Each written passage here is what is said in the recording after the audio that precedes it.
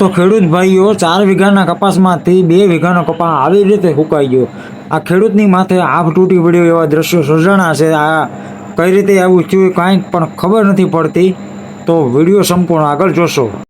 તો હેલો મિત્રો, નમસ્કાર ખેડૂત મિત્રો। આજે હું તમને એક એવો કપાસ બતાવવા જવાનો છું કે જેને જોઈને તમે પણ ચોંકી ઉઠશો, કારણ કે આ ખેતરની અંદર અડધો કપાસ છે તે સુકાઈ ગયો અને અડધો સારો છે।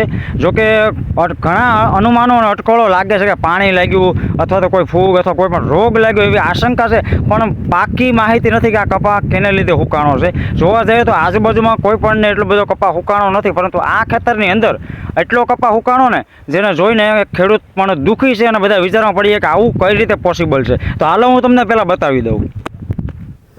તો જોવો અત્યારે આમાં જો અમુક છોડવા છે ને એ નરવા છે ને આ બધા છે ને કપાસ આખો સુકાઈ ગયો જોવા। અને પાછું આ છે ને લગભગ 4 વીઘાની કટકી છે, બરાબર। તો 4 વીઘાની અંદર તમે જુઓ તો 2 વીઘા જેટલો કપાસ છે ને આવો થઈ ગયો છે। હવે આ ચોક્કસ કારણ નથી મળતું અને કોઈ સ્પેસિફિક કારણ પણ નથી કે આ શાના કારણે સુકાણો હોય। આ જુઓ તમને લાગડ બતાવું છું। આ 1-2 ઓળ પૂરતો નહીં, પણ જ્યાં જ્યાં હું મોબાઈલ ફેરવું છું ને, કેમેરો શૂટ કરું છું ને, ત્યાં લાગડ કપાસ આવો થઈ ગયો છે। અને જોવાની વાત તો એ છે કે અડધો 50% જેટલો સુકાણો અને 50% જેટલો હજી સારો છે। હવે આ જ લાઈનમાં જુઓ ને તમે તો આ છોડવો સારો, બરાબર, અને આ જુઓ છોડવા બધા સુકાઈ ગયા છે। હું તમને આખા કપાસ બતાવીશ તમને। હવે જુઓ અહીંયા પણ સેમ પોઝિશન છે, લાગડ કપાસ છે ને આવી રીતે સુકાઈ ગયો, મતલબમાં 2 વીઘાનો સુકાઈ ગયો અને 2 વીઘાનો કપાસ છે ને એ સારો રહ્યો છે। હવે આની પાસે કોઈ પણ માહિતી તમારી પાસે હોય ને તો એ પ્લીઝ કોમેન્ટ કરીને અમને જરૂરથી જણાવજો કે આવું કયા કારણે બન્યું હોય।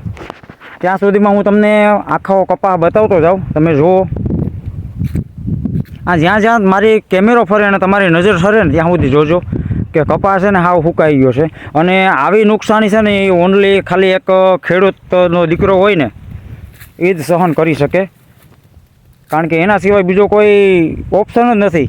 આ ઘા છે એ ખેડૂતના દીકરા સિવાય કોઈની તાકાત નથી સહન કરી શકે, કારણ કે આમાં છે ને ભાઈ રાત દીની મહેનત હોય છે, ખેડૂતનો પરસેવો હોય છે, ત્યારે આવો બધો ઉજેરીને કપાસ કર્યો હોય છે। ખાતર પોતર બિયારણ દવા આ બધું તૈયાર કર્યું હતું અને એટલી બધી મહેનત અને એટલું બધું રોકાણ હોવા છતાં જ્યારે આવો ઘા લાગે ને એટલે ખેડૂત છે ને ભાઈ આમાંથી 2 પાંદડે ક્યારેય થવાનો નથી। હું તમને બતાવું છું હજી। જો આમાં 2 છોડવા સારા અને બાકી બધાનો કપાસ તમારે જ્યાં જ્યાં તમારી નજર ઠરે ને ત્યાં કપાસ સુકાઈને રેડી થઈ ગયો છે હાવ।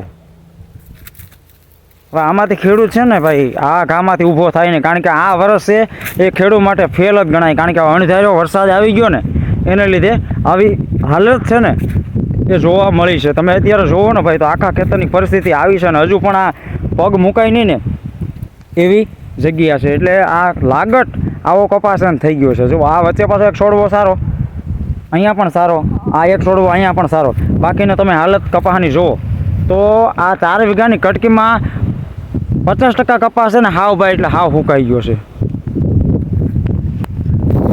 ભાઈ ખેડૂત મિત્રો, આનું કોઈ પણ કારણ તમને જાણવા મળે તો પ્લીઝ કમેન્ટ કરીને અમને જરૂરથી જણાવજો અને એક ખેડૂત માટે 1 લાઈક જરૂરથી કરી દેજો।